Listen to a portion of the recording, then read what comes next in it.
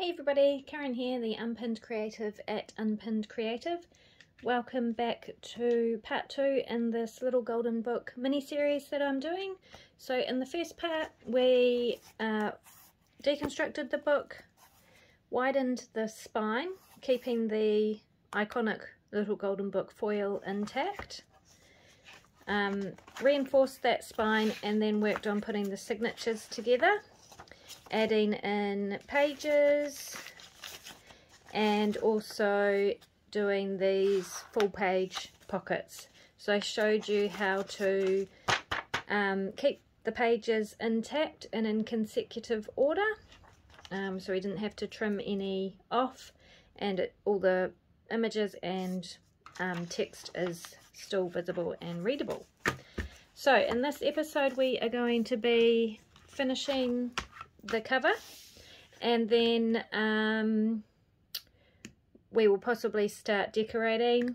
I am not sure how long this will be yet, so let's see how we go. Alright, to start with we want to reinforce this. So at this stage the spine is held on to the covers just with the paper of the book. So we want to make that a little bit stronger, and to do that we're going to use our fabric. So you can use any fabric you like. Cotton fabric is best, it's just easier to work with, you can tear it easily and that sort of thing.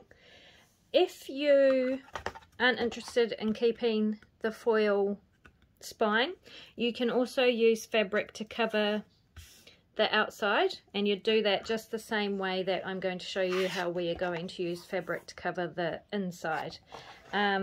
If you did want to do that and you had a long enough piece of fabric, you could simply wrap the fabric. Obviously it would need to be long enough to meet in the middle, rather than using two separate pieces. There are plenty of junk journal tutorials on YouTube if you really want to have more clarification around that, and go and have a look. There's probably some in my tutorials playlist that will show you how to do that as well, and I will show you how to do that at some stage in the future, next time I make a journal probably. But for this one, because I like to keep the gold foil, I am just going to be strengthening the inside. Now typically you can use some book cloth tape or Tyvek tape or something like that for further strength, and you would just lay that down now over the top of this and onto the covers. We don't need to do that, and I haven't included that in the kit. So if you're following the tutorial because you've purchased a kit, don't worry about that bit. We're just going to glue the fabric directly onto the spine and the board. Okay, so choose which fabric you want, and you want it to be at least as long as your cover. You can, if you want to, fold it over to the front a little bit, and then you will have that edge covered if you want to. You don't have to,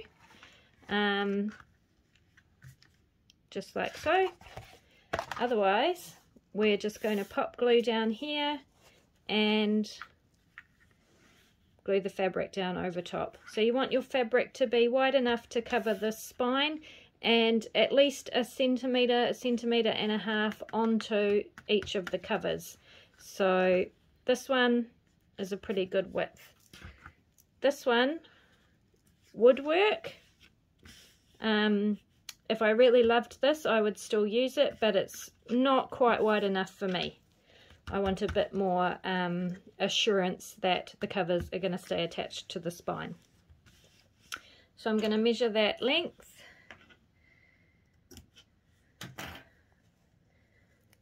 Tear my fabric. And then I'm going to put a good layer of white glue. Glue stick will actually stick fabric down. I just don't know how permanent it would be, So that's why I like to use PVA or white glue. Lots of journal makers use Fabri-Tac. There's a million different glues that will do the job. PVA works just fine. And then we want some on each of the covers beside that spine. And make sure you get it into the creases as well.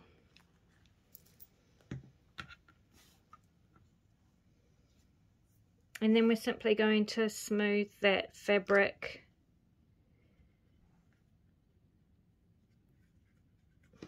down over the glue.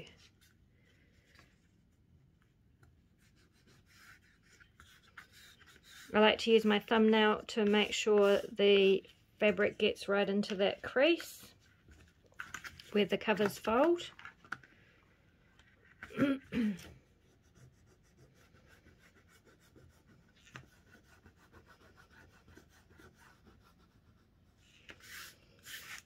And this glue will dry clear, so if it comes through the fabric, this is a very lightweight fabric, so it has come through, it will dry clear and you won't be able to see it. Plus this is going to be covered up with the signatures of the book.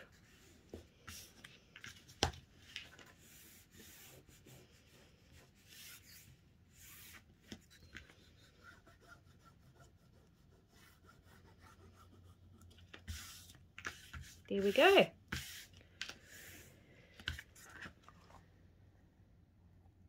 So that's all covered up nicely now. And that should hold the covers securely onto the spine. You want to let that dry fully probably before you go opening and closing your book too much too, because the fabric will move if you're doing that. So let's move on to the front and back covers. I am going to decorate this cover a wee bit. You don't have to. With this journal here, all I did was pop book corners on and a piece of ribbon down here next to the spine. And then on the back, I covered up the barcode with a piece of fabric, book corners again, and another piece of ribbon. So you can leave the cover plain like this if you want to, or you can go and decorate it, you know, to your heart's content. So I love to keep the books kind of as close to original as possible, but I do want to decorate this a wee bit.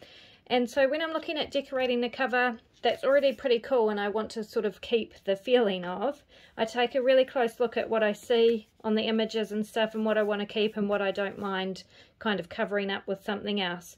So I have been looking at this cover and what I have come to the conclusion is that it's a bunch of children doing dress-ups, really cool, something we all have probably done as children and even adults. And so I'm going to make a dress-up box down here, and that will be kind of the feature of this cover. Now this is only going to apply to this specific book. So if you aren't interested in seeing me do this, just skip ahead. But it may give you some ideas on ways you could do things with your particular cover, book cover and stuff like that. So that's what I'm going to go ahead and do now. I'll show you how I do that. Alright, so to make it a faux dress-up box to go over here, I'm just going to take some cereal box and kind of figure out what size I want the dress-up box to be. So I think that's probably a good size. It's going to be a very basic rudimentary box, but just to give the illusion or idea of a dress-up box that children might keep their dress-up clothes in. So I'm going to cut a piece of card, the width that I want it to be, I think probably about that wide, and square this piece of card up. So now we have a square piece of card, and that is going to be the basis for the front of the dress-up box. I have this sliver of cereal box left over from the spine, and I'm going to glue that onto the front of this box to look like planks of wood. So again, I'm just going to trim that to size.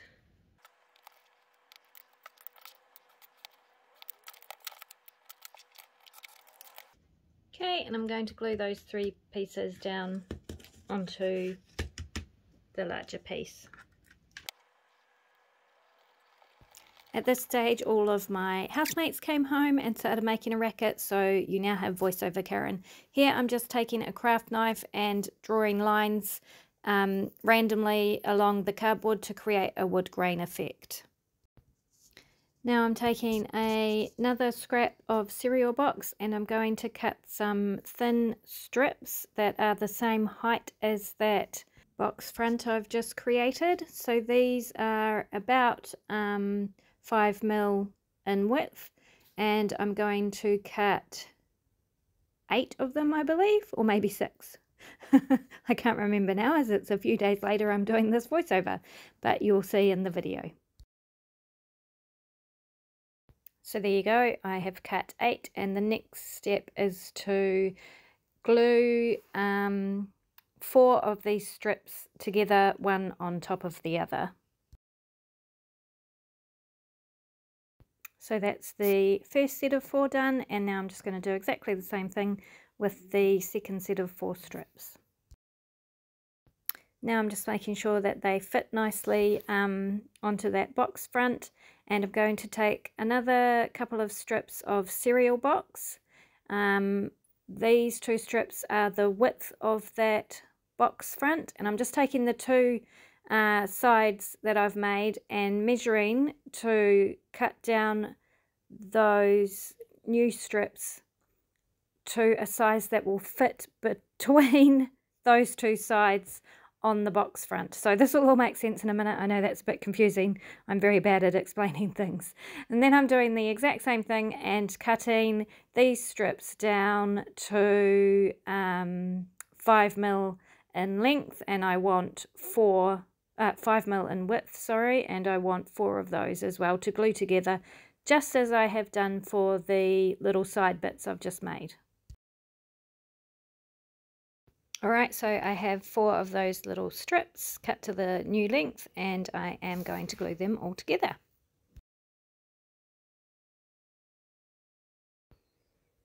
And now I can just lay them onto that box front and make sure they all fit securely, and then glue them into place.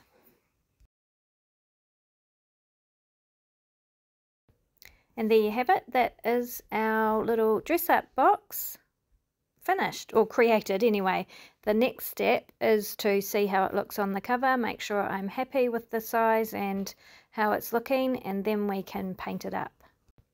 So this is my most favourite part of the crafting process when I'm creating something like this, the paint stage. I love painting faux wood for some random reason. So when I'm starting a faux wood kind of paint, I always start with a layer of black. This creates a dark kind of underbase and gives us some shadow to contrast with light and things like that. So I'm going to completely cover this piece in black paint to start with. Right, that's it, completely painted in black, covered on both sides. So the next part here is the worst part of the crafting process for me, and that is dry time. I'm going to leave this to completely dry and then come back and finish the paint. Now that that's dry, I can go ahead and add the next layers of paint. I'm using, I think it's burnt sienna or red oxide here. It doesn't really matter. What you need is 2 or 3 different shades of brown paint, and that's just going to determine the final color of the wood. So this is quite an orangey red, and I'm just taking a dry brush and not too much paint on my brush and brushing it over that black. We don't want a thick layer, we don't want the black completely covered, because we want to be able to see some of it coming through, if that makes sense. So we want it patchy, I guess, is what I'm trying to say, which you can see here. I think I have done a tutorial on painting this faux wood effect in my Defemerember 2022 playlist. When I did the cover right at the end of the series, I did a tree trunk on that cover, and I think I went into detail then about painting faux wood, so you can check that out if you want to. Otherwise, I'm sure I will be doing another one in the near future, so stay tuned. Now I'm just using my finger to rub off some of that paint in some places, just to make it a bit more patchy. I don't want any areas that are really thick with paint. And then we can move on to the next colour. So now I'm taking a much lighter brown, kind of tan colour, and I'm just putting a little bit of that down, and I'm going to mix some of that reddy brown colour with that lighter colour to make a much lighter shade of that first colour. And for this one, I want much less paint on my brush, very little, so I'm wiping it all off on the paper, as you can see here, and then just very lightly brushing it over the top of what I've already painted. You don't need to wait for that first layer to dry in this instance. It's really only the base layer of black that you need to dry in between painting the rest of it. So that's really quick, uses very little paint, but adds a lot of depth to the detail. And then I'm taking that light colour again, popping a bit more down, and after wiping what was left of the paint off my brush, I'm not washing my brush or anything like that because I want a dry brush. So I'm just taking that light brown colour again, wiping off as much as I can off of the brush after I've dipped it in the colour, and then very lightly brushing over those layers I've already put on there. Again, this is just for highlight detail, and this is what is going to bring out that wood grain effect that I created using my craft knife by making those slits in the cereal box panels. The lighter paint, the different paint tones are what will bring out that wood grain effect and really make it look like wood. So the next step is to just grab white, and again I've wiped as much of the paint off my brush as I can, and I'm just going to take a tiny little bit of white on my brush, wipe it off, and then do the same thing, lightly brush over the panels.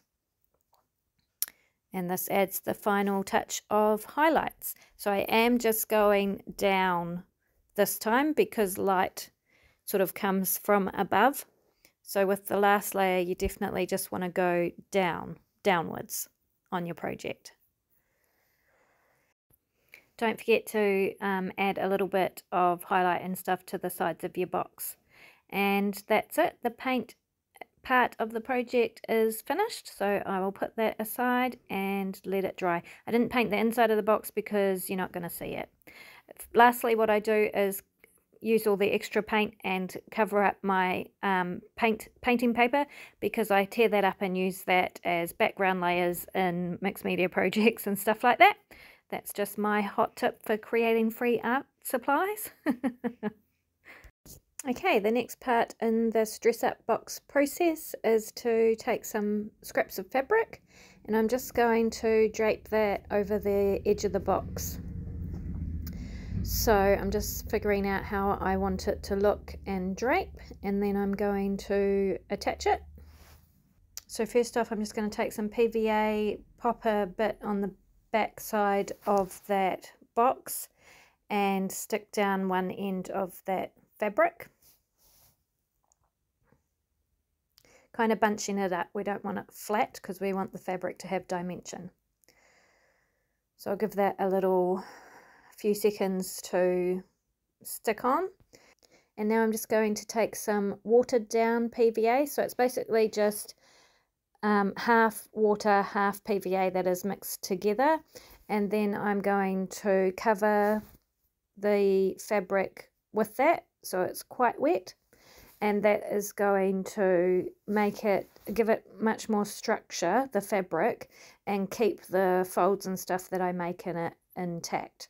So once I have covered the fabric with that watered down PVA, I just fold it over the front of the box. So I covered the back of the fabric in the PVA, then I fold it over the front of the box and just manipulate it to create creases and folds so that it looks as natural and dimensional as possible.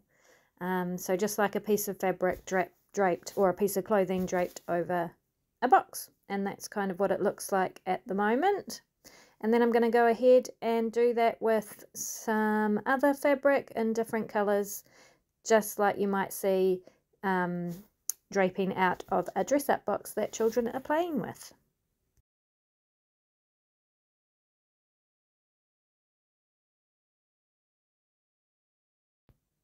And that's all done now. So this is what it looks like. So again, I have to put that aside and let it completely dry. Actually, I think I'm going to glue it down before I do that, which that's just my impatience coming into play. Typically, you should wait until it's completely dry and then glue it down. And this is what it looks like so far. And actually, while that fabric is still wet with the glue, I did decide to arrange it onto the book cover, so it kind of looks like the fabric is draping onto the floor. So that's probably why I decided to glue it to the book before it was completely dry. There is method in my madness. So I'm just using the watered down PVA to do that as well here. And then I'm going to leave that completely dry before I carry on. And now some other ways you can decorate your cover if you don't want to do something like this that I'm doing is add lace or ribbon down the side of that gold foil spine. Just be aware if it is right on where that cover will fold, you'll need a really strong glue to glue it down.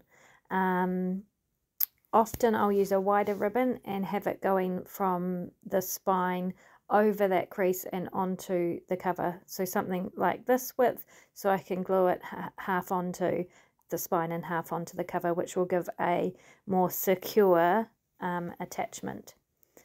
So here I'm just playing around with different ideas. I think the cover has enough going on that I don't actually need to add ribbon or lace, but that's definitely something that you can do.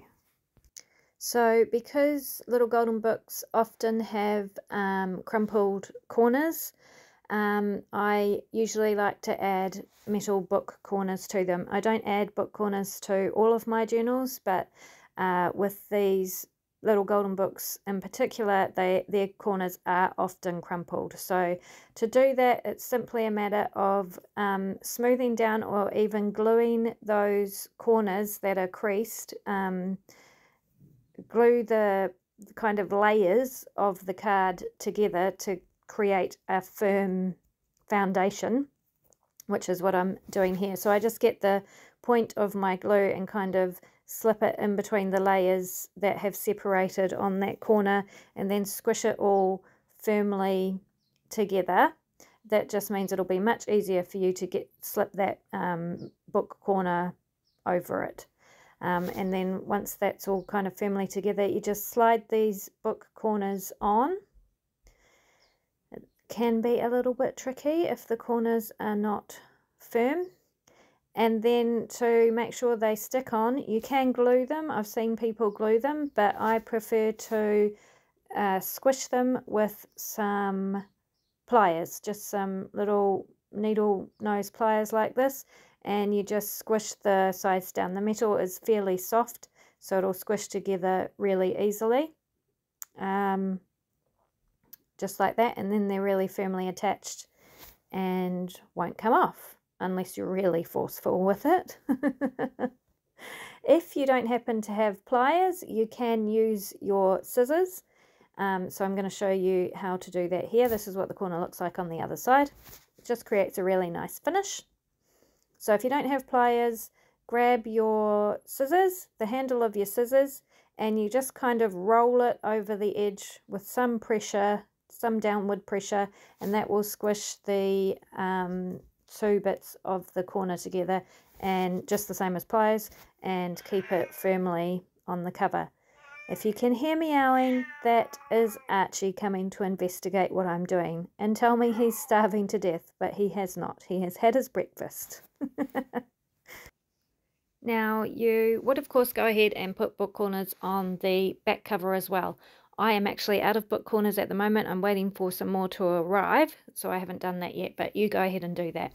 Now I wanted to, some of this writing was a bit faded, so I wanted to tidy that up a bit. So I'm just taking a Posca pen, a Posca paint pen in a similar shade to that text and going over it.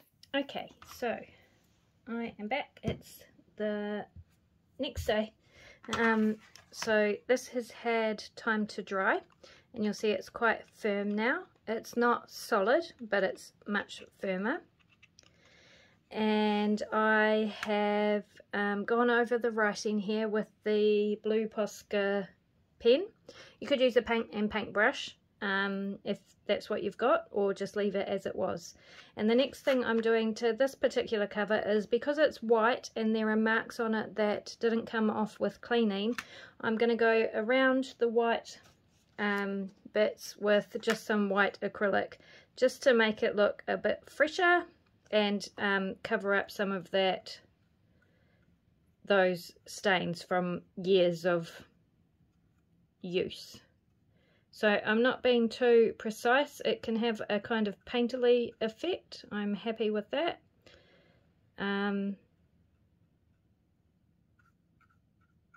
So I'm just going to go around with the white acrylic, and because it's white it might need a couple of coats, which is fine by me. I love painting. I'm not good at it, but I love using a paintbrush. So I'll do that now and come back and show you the result.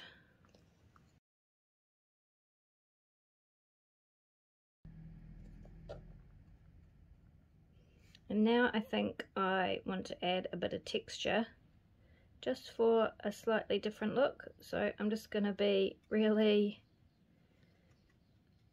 messy and put some brush strokes in there.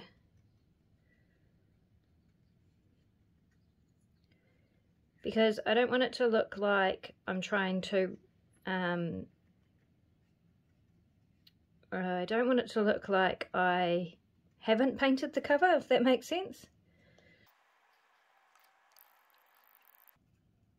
And of course this would have been easier to do before I put the box on. But sometimes crafting doesn't go that way. In fact, most times crafting doesn't go in the exact order that it probably should go in for ease of technique. Ease of crafting? I don't know what I'm trying to say.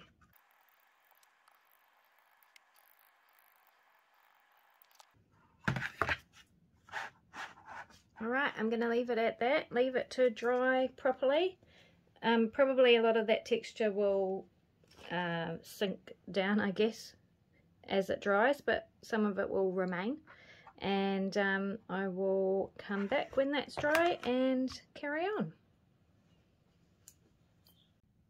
Alrighty, that is all dry now, and I'm happier with it. It is not a masterpiece, but I think it looks cool. So I am going to call that front cover part done and move on to the back cover and the spine. So as I said, I like to keep the gold foil of the spine because I believe that's an iconic part of the little golden books. But if it's too messy and not nice enough for you, then you can easily cover it up. So for this book in particular, this blue ribbon would be quite a cool choice to add to the spine. If I wanted to do that, I would simply just cover that in glue, place it down, make sure I get my thumb in the creases like we did for the inside of the spine, and then let it dry. Then you can flip it over and glue down the two ends on the inside. So I'm not going to do that. I do, however, want to tidy this up a bit. So this spine, the gold has rubbed off the foil quite a lot, so it's quite patchy, and there's a lot of silver there. So I want to bring it back to a bit more golden if I can. So the way I'm going to do that is I have some isopropyl alcohol in this little container, and I raided my felt pen collection because I just keep everything, so there are hundreds of old felt pens, and found a metallic gold one that is a marker similar to a Sharpie, but it's a no-name brand. It will just be a cheap one. I pulled out the nib part with a pair of pliers. It comes out really easily.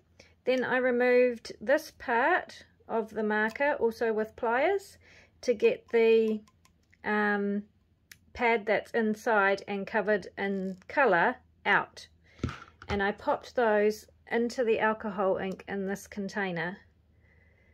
So there's the nib in there, and it's like a tube, and it's got felted material on the inside, and that is where all the colour is that was in this marker. Now this marker was dried up, it wasn't working, but you can still get a lot of ink out of them if you do this.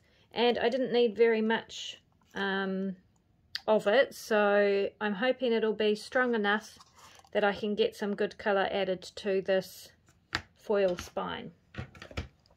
Essentially what we've made is an alcohol ink, and there's heaps of tutorials on YouTube basically showing you exactly the same thing, how to deconstruct a marker, get the insides out, drop it in some alcohol ink, leave it to soak for however long, and then you've got your own homemade alcohol ink. Now it won't be the same quality as the stuff you can buy, that's for sure, and the results will vary depending on the pigment of the ink in the pen that you used. But I'm going to try this one and see if it works for me. So I'm just using a paintbrush, and I'm just going to dab that ink on. I'm actually going to stick the paintbrush into the felted bit because that's where the concentrated ink is, and I haven't had this sitting in here for very long. And dab it onto that foil.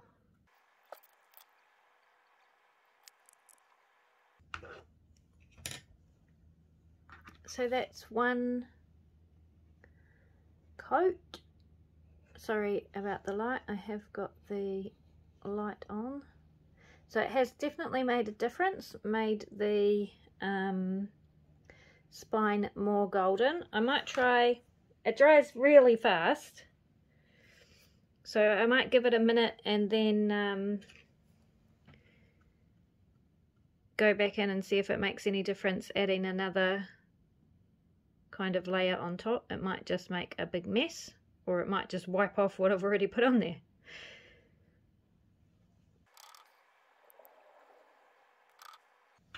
Okay, I think that will do. And then if I wanted to get really into it, I could get a black marker and go over all the squiggles, but I'm not going to be that pedantic about it. The only other thing I want to do with the back cover, I want to keep it as it is, because, you know, it's iconic. I'm going to say that word a lot. But I do want to cover up the barcode. I don't know why. I want it to look less like a retail product, I suppose. So I think all I'm going to do is take a piece of that ribbon and pop it down over the top. So I'm going to trim it off just below Ernie's face.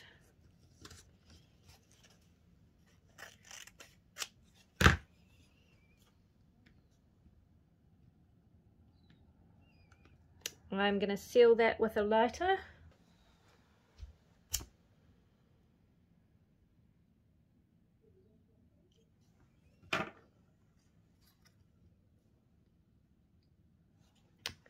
And pop some glue down.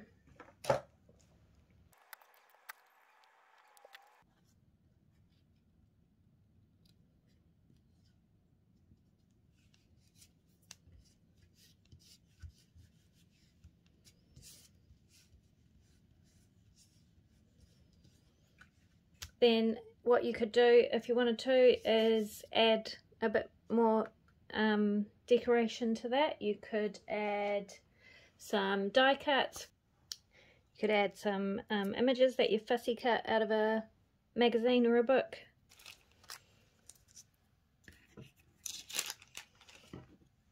These birds are going the wrong way. I'm not going to use them, but you will get the idea of what I mean, hopefully.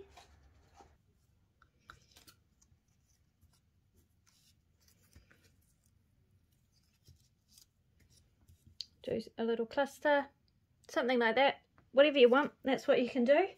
I personally am just going to leave it as it is. Very boring and basic, I know. I might come back and decorate it at another time. And then for the back cover, the only other thing that I'm going to do is add my book corners. So I'll just pop that on there over top of that ribbon, just like that. Squish it down like I showed you for the front cover. I'm still waiting for the rest of my book corners to arrive, so I am one short for this journal, so I'll pop those on a bit later. And I think that's it for the outside cover. That alcohol ink is dry. We can move on to the inside cover. So often with the little golden books you'll find that there's scribbles or children's have written their name down here, and I'll show you on this one that I have already completed. So this one had a name written all along here, and all I've done is added some decorative paper that I have inked the edges of, and then a little die cut image just to cover that up. So that is an option. As these ones are in really good condition, I think I am not going to do very much decorating and again be very boring and just leave them as they are. One thing I do usually like to do is cover up the edges of the fabric that I've used for the spine. So often I'll use a pretty piece of lace like this, and I think I will go ahead and do that for this journal, just to make it a little bit prettier on the inside. So you just measure out your lace, cut it to size,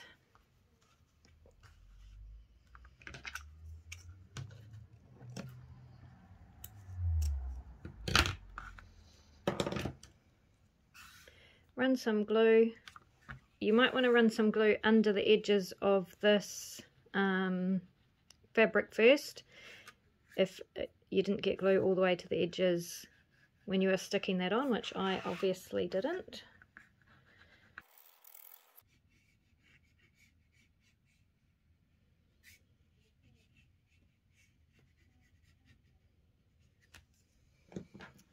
Now if your lace isn't sticking with the PVA, use a heavy book to pop down on top of it, just to keep it pressed down in the glue until the glue dries. I usually prefer to use Halma 450 craft glue for stuff like this, but it is quite expensive and you don't need it if you don't already have something like that. Okay, just press it down into the glue and pop a book down on top of it, and it will dry and stick nicely. And you can always use more PVA than I use too. Try and get it lined up better than I did.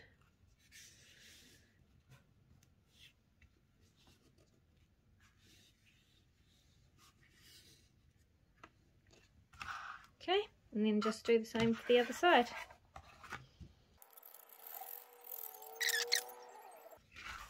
Okay, and let that dry. Alright, so that is basically the cover done. Once we get to the decorating stage and I've done the pages, I'll probably come back and put a pocket or something on here, and I might add a cute little die cut or something like that on the inside, but I'll do that in the decorating stage. For this stage of the process, the cover is now complete. So I hope you have fun figuring out what to do with your front cover, whether you leave it as the same as possible or you do something completely different. Both are lots of fun and give a great effect. Covers are my absolute favourite thing to do. That's why a lot of the journals I sell are naked, because meaning they are not decorated on the inside, but the covers might be quite elaborate, and that's because, yeah, I just really love doing covers. So this one was really quick, easy, simple and fun, and I hope it wasn't too challenging or for you, and that you will have fun figuring out some interesting ways to add texture and dimension to your covers. Alrighty, I am going to leave it there for this video. I think it's long enough. So thank you so much for joining me in this one. In the next one, we will talk about sewing in your signatures and decorating pages. See you in the next one.